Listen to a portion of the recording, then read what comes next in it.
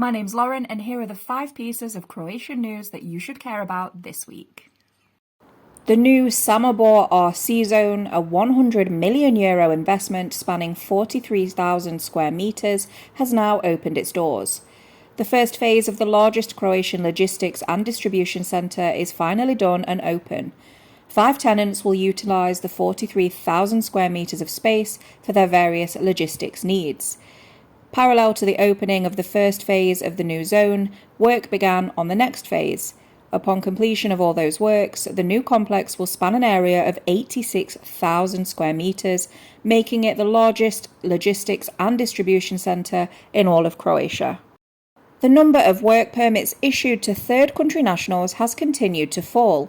This has occurred following the tightening up of controls around the employment of foreign nationals from outside the EU.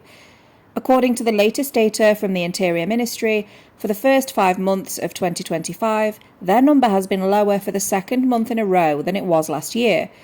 It's unlikely, however, that the trend of less work permits being issued in Croatia will cease.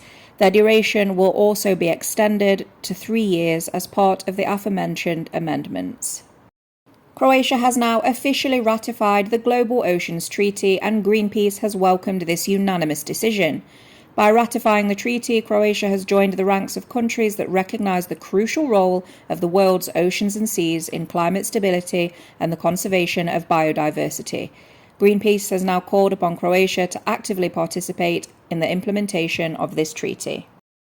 Zagreb's main train station now has a brand new look as part of a much wider investment in its upgrading and maintenance. Following several months of hard work, Zagreb now has a renovated railway entrance to the city. In addition to the renovation of the building itself, the walls were finally painted in the style of street art, featuring motifs and various symbols synonymous with the city of Zagreb. And last but by no means least, the recent incident involving a private jet flying into Zagreb from Milan has seen Zagreb Airport have to cope with numerous delays and flight cancellations. On June the 8th, a private jet flying into Zagreb from Milan skidded off the runway and saw the airport closed down. The aircraft veered off the runway during landing and came to a stop on a grassy area at the runway's edge. Emergency services responded immediately, but the aircraft's removal took hours. Zagreb Airport opened up about 10 hours later, but with delays and mass flight cancellations to deal with. Several Sunday afternoon flights that day were due to land in Zagreb but were diverted due to the incident. A KLM flight from Amsterdam and an Air Serbia flight from Belgrade were both diverted to Ljubljana, while a Lufthansa flight from Frankfurt and a Ryanair flight from Rome were diverted to Vienna. Almost 40 departures had to be cancelled entirely.